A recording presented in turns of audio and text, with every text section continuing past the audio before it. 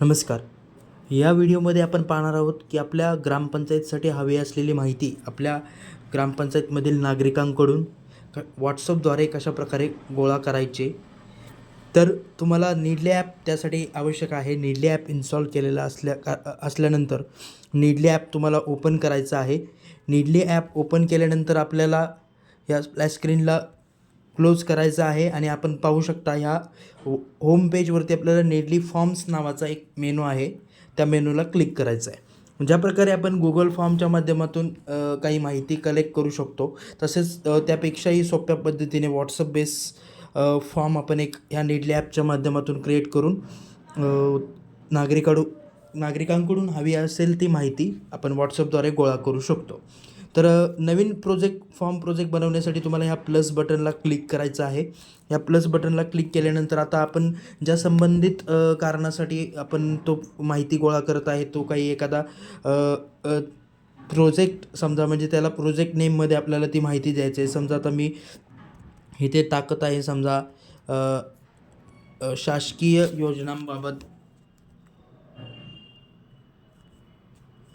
योजनांसंबंधित माहिती तपशील असं काहीतरी मी समजा नाव दिलेलं आहे. आपण आपल्या आवश्यकतेनुसार नाव देऊ शकता आणि त्यानंतर हे सबमिट बटनवरती क्लिक करायचं आहे आपल्याला. ह्या बटनला क्लिक केल्यानंतर आपण पाहू शकता आपला ॲड झालेला प्रोजेक्ट इथे दिसू लागतो. आता ह्यामध्ये एका फॉर्म प्रोजेक्टमध्ये आपण खूप सारे फॉर्म्स क्रिएट करू शकता. तर खूप सारे फॉर्म्स क्रिएट करण्यासाठी आपल्याला नवीन फॉर्म क्रिएट करण्यासाठी ह्या नावावरती क्लिक करायचं आहे. शासकीय योजना संबंधित माहिती तपशील हे जे आपलं प्रोजेक्टचं नाव आहे, त्या नावावरती तुम्हाला क्लिक केल्यानंतर तुम्हाला अपडेटचं प्रोव्हिजन आहे. त्यामध्ये तुम्ही अपडेटला क्लिक करून ह्याबद्दल समजा माहिती अपडेट करू शकता. बरोबर, ही माहिती अपडेट करून समजा नाव चुकलं असेल, नावामध्ये बदल वगैरे तुम्ही करू शकता. तर हे झाल्यानंतर पुन्हा आता तुम्ही जर त्या नावावरती क्लिक केले तर तुम्हाला आता नवीन फॉर्म ॲड करण्यासाठी शो फॉर्म या बटनला क्लिक करायचं आहे. शो फॉर्म या बटनला आपण क्लिक केलं की आपल्याला इथे फॉर्म ॲड करण्याचं, म्हणजे इथे ॲड केलेले फॉर्म्स आपल्याला इथे दिसतात. तर नवीन फॉर्म ॲड करण्यासाठी आपल्याला खाली दिलेल्या प्लस बटनला क्लिक करायचं आहे. ह्या प्लस बटनला क्लिक केल्यानंतर आपल्याला पहिला ऑप्शन दिसेल नीडली व्हॉट्सअप फॉर्म. या नीडली व्हॉट्सअप फॉर्म या बटनला आपल्याला क्लिक करायचं आहे. नीडली व्हॉट्सअप फॉर्म या बटनला क्लिक केल्यानंतर आपण आता नाव काय द्यायचं आहे ते आपण देऊ शकता त्या फॉर्मचं. योजनांबाबत आवश्यक कागदपत्रे, समजा असं मी एक नाव दिलं. मला आता समजा कागदपत्रे किंवा योजनांबाबत आवश्यक माहिती असं नाव दिलं आणि मला त्या माहिती संदर्भात, म्हणजे त्यांच्याकडून काही नागरिकांकडून माहिती हवी आहे, तर ते तुम्ही तिथे योजनांबाबत आवश्यक माहिती असं टाकेल. पर्पज ते कोणत्या कारणासाठी आपण हा प्रोजेक्ट फॉर्म बनवत आहे, म्हणजे नीडली फॉर्म बनवत आहे, त्याचं कारण इथे तुम्हाला लिहायचं आहे. तर ते इथे आपण टाकू शकता कारण. डिस्क्रिप्शन टू शेअर, म्हणजे शेअर करण्यासाठी डिस्क्रिप्शन काय तुम्हाला द्यायचं आहे, तर हेच तुम्ही समजा तिथे डिस्क्रिप्शन टाकू शकता.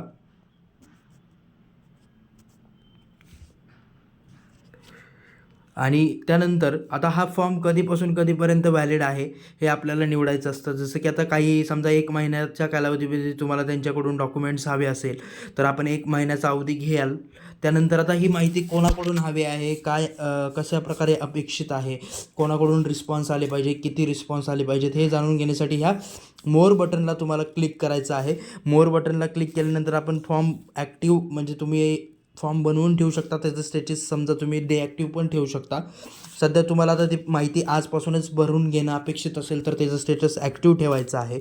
आता त्यानंतर रिसीव्ह मॅसेज फ्रॉम ह्यामध्ये आपल्याला ऑप्शन्स आहेत की आपण कोणाकडून त्या मॅसेजचा रिस्पॉन्स घेऊ शकता. तर तुम्हाला स्पेसिफिक नीडली ग्रुप, म्हणजे तुम्ही नीडली ॲपच्या माध्यमातून नीडली ग्रुप बनवून त्यामधील व्यक्तींना फक्त शेअर करू शकता. किंवा एखादा आपला व्हॉट्सअप ग्रुप असेल समजा आपल्या ग्रामपंचायतीचा, तर त्या व्हॉट्सअप ग्रुपमध्ये पण आपण ती माहिती फॉर्म शेअर करू शकता आणि त्या फॉर्म शेअर केल्यानंतर तेथील इंडिव्हिज्युअल लोकांनी तो फॉर्म कॉपी करून म्हणजे तो फॉर्मचे ते क्वेश्चन्स कॉपी करून तुमच्या चॅटमध्ये पेस्ट करायचं आहे आणि तुम्हाला ते ॲन्सर्स पाठवायचे आहेत. किंवा फ्रॉम एनीवन पण आपण ठेवू शकता, जेणेकरून समजा गावातील प्रत्येक नागरिकाकडून तुम्हाला रिस्पॉन्स हवा आहे तर तुम्ही फ्रॉम एनीवन हे सिलेक्ट कराल. तर बाय डिफॉल्ट फ्रॉम एनीवन आहे ते त्याला तुम्हाला सिलेक्ट करायचं आहे. आता इथे मल्टिपल रिस्पॉन्स तुम्हाला हवेत की सिंगल रिस्पॉन्स हे इथं ऑप्शन आहे. तर इथे तुम्ही त्याला सिंगल रिस्पॉन्सवरती क्लिक ठेवू शकता. म्हणजे जर तुम्हाला एकदाच रिस्पॉन्स येणं अपेक्षित असेल किंवा वारंवार समजा तुम्हाला चेंज वगैरे त्यांच्याकडून अपेक्षित असेल तर मल्टिपल रिस्पॉन्स पण आपण तिथे सेट करू शकता. तर सध्या मी सिंगल रिस्पॉन्स ठेवतो आहे. त्यानंतर हा फॉर्म तुम्हाला वन टाईम म्हणजे हा एक वन टाईम हा फॉर्मची माहिती तुम्हाला पाठवायची आहे. म्हणजे त्यांच्याकडून ही इन्फॉर्मेशन एकदाच कलेक्ट करायची आहे की आठवड्याला वीकली म्हणजे डेली दररोज किंवा मंथली वीकली तुम्हाला वेगवेगळ्या स्वरूपात ती माहिती पुन्हा पुन्हा तुम्हाला काही कालावधीने पाहायची असेल म्हणजे कलेक्ट करायची असेल तर तुम्ही डेली वीकली हा ऑप्शन सिलेक्ट करू शकता. तर सध्या मी वन टाईम ठेवत आहे.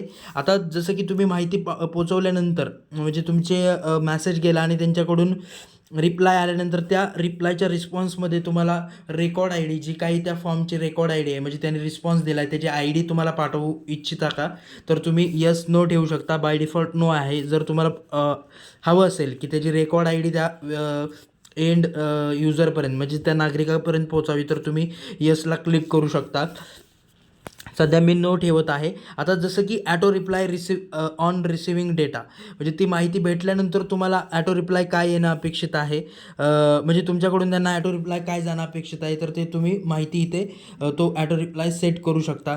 जसं की आपण समजा सेट केला थँक्स आणि हा रिप्लाय तुम्ही सेट केला आणि सबमिटला क्लिक केलं तर हा ॲटो रिप्लाय सेट होतो आणि म्हणजे हा फॉर्म आता एकंदरीत ॲड झालेला आहे.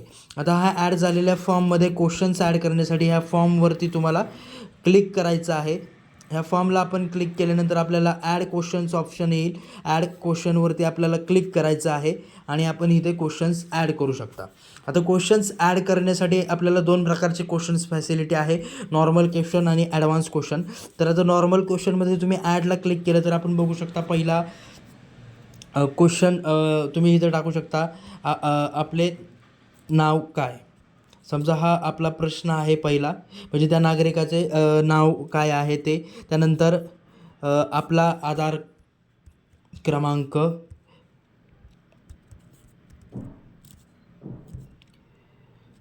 प्रविष्ट करा. समजा असा एक क्वेश्चन तुम्ही टाकला. त्यानंतर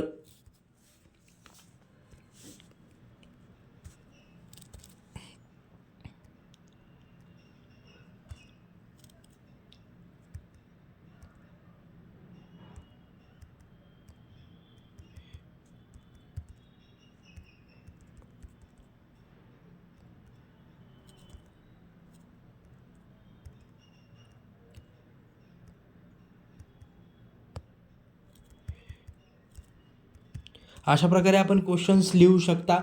आता जसं की हे नॉर्मल क्वेश्चन म्हणजे हे फक्त प्रश्न राहतील आणि त्याची उत्तरं आपल्याला ते व्यक्ती ते हा मेसेज कॉपी करून पाठवतील. पण ॲडव्हान्स क्वेश्चनमध्ये म्हणजे एका क्वेश्चनच्या अंडर आपण सब क्वेश्चन्स ॲड करण्याची सुविधा पण दिलेली आहे. म्हणजे जर तुम्ही आता ह्याच फॉर्मसाठी ॲडव्हान्स क्वेश्चनला क्लिक केलं तर आपण बघू शकता इथे आपल्याला नोट पण ॲड करता येते त्या क्वेश्चनसाठी. सोबतच आता हा क्वेश्चन आहे आपले नाव काय, ह्यामध्ये आपण सब क्वेश्चन्स ॲड करू शकता. तर त्यासाठी ह्या खालील प्लस बटनला आपल्याला क्लिक करायचं आहे. ह्या प्लस बटनला क्लिक केलं. ह्या प्लस बटनला क्लिक केल्यानंतर आपण पाहू शकता आपल्याला सब क्वेश्चन ॲड करण्याचा ऑप्शन येईल. तर इथे आपले नाव काय यामध्ये आपण सब क्वेश्चन ॲड करू शकता. समजा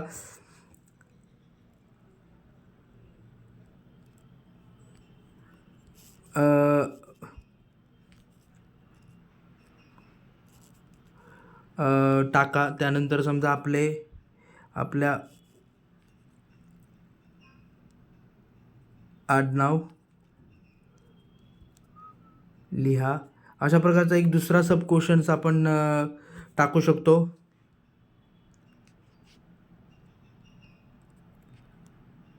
अशा प्रकारे क्वेश्चन्स आपण ॲड करून हे ॲड बटनला क्लिक केले की हे 2 क्वेश्चन्स ॲड होतात आणि त्यानंतर इथे तुम्ही आपण क्वेश्चन्स सेट करू शकतो. आता हे 2 क्वेश्चन्स सेट झालेले आहेत. तिसरा क्वेश्चन आपण टाकू शकतो. समजा आपला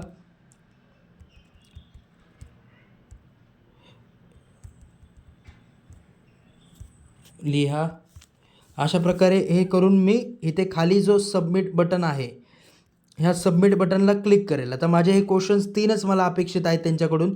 त्यांचं प्रथम नाव काय, आडनाव काय आणि आधार क्रमांक काय आहे आणि आपलं पॅन कार्ड क्रमांक काय आहे. तर हे सबमिट मी करेल. सबमिट केलं की फिनिश ॲड क्वेश्चन्स विचारत आहे. येस करायचं आहे. येस केलं की आता हे क्वेश्चन्स ॲड झालेले आहेत. आता हे क्वेश्चन्स ॲड झाल्यानंतर ते व्हॉट्सअपवरती त्या लोकांना तो फॉर्म कसा शेअर करावा, तर त्यासाठी ह्या शेअर बटनला तुम्हाला क्लिक करायचं आहे. शेअर बटनला क्लिक केल्यानंतर आपल्याला विचारत आहे की कोणाला पाठवायचं. जसं की टू ग्रुप मेंबर्स, म्हणजे मगाशी आपण फॉर्म क्रिएट करताना पाहिलं होतं की ज्या काही व्हॉट्सअप म्हणजे नीडली ग्रुप तुम्ही बनवत असाल तर त्यातील व्यक्तींना आपण पाठवू शकता किंवा व्हॉट्सअपवरती आता तुम्ही पाठवू शकता. एखाद्या व्हॉट्सअपमध्ये इंडिव्हिज्युअली किंवा व्हॉट्सअप ग्रुपला पाठवू शकता किंवा तुमच्याकडे व्हॉट्सअप बिझनेस असेल तर व्हॉट्सअप बिझनेसवरून आपण पाठवू शकता. तर अशा प्रकारे आपण इथे तो ऑप्शन सिलेक्ट आपल्याला जो आवश्यक आहे तो करायचा आहे. जसं की आता माझ्याकडे समजा व्हॉट्सअप आहे. मी व्हॉट्सअपला क्लिक केलं तर आता माझं व्हॉट्सअप समोर ओपन झालेलं आहे आणि माझे चॅट्स येत आहेत. तर आता ह्यामध्ये मी समजा ज्या व्यक्तीकडून मला रिस्पॉन्स अपेक्षित आहे, मी नागरिकांना असं 1 बाय 1 समजा मेसेज पाठवू शकतो. तर हा फॉर्म मी आता पाठवतो आहे. अशा प्रकारे मी त्यांना तो फॉर्म पाठवेल आणि सेंड करेल. आता हा फॉर्म सेंड केल्यानंतर त्या व्यक्तींनी काय करायचं आहे, त्यांच्याकडे आपण बघू शकता. आता समजा त्या नागरिकाकडे माझ्या दुसऱ्या डिव्हाइसची स्क्रीन मी दाखवत आहे. हा दुसरा मोबाईल आहे. यामध्ये आपण बघू शकता की ह्या व्यक्तीला समजा माझ्याकडून हा मॅसेज केलेला आहे, म्हणजे फॉर्म गेलेला आहे. तर ते काय करतील, सिम्पली ह्या फॉर्मला कॉपी करतील आणि इथे ह्या चॅटमध्येच माझ्या चॅटमध्ये पेस्ट करतील. आता ह्या चॅटमध्ये पेस्ट केल्यानंतर हे बाकीचं जे लिहिलेलं ऑप्शन आहे सेंड वाया नीडली, हे आता फ्री युजर असेल तर ते तसं ऑप्शन येतं.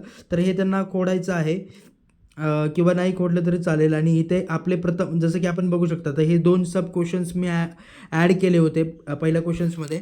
तर इथे आपले प्रथम नाव समजा यामध्ये मी टाकू शकतो जे आहे ते. तर त्या व्यक्ती त्याचं प्रथम नाव टाकेल आणि त्यानंतर त्याचं आडनाव टाकेल, त्यानंतर त्याचा आधार क्रमांक टाकेल,